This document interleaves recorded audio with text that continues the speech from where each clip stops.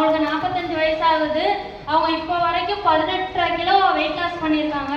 First சென்டருக்கு வரும்போது ஆட்டோவில் தான் வருவாங்க. இப்போ அவங்களாவே நடந்து வந்துடுறாங்க, அவங்களாவே நடந்து போயிடுறாங்க. Super result. அவங்க நியூட்ரிஷனை வந்து பேலன்ஸ் பண்ணி மாற்றிக்கிட்டனால அவங்களுக்கு அழகான சேஞ்சஸ் கிடைச்சிருக்கு. Give them a round of applause. Good morning.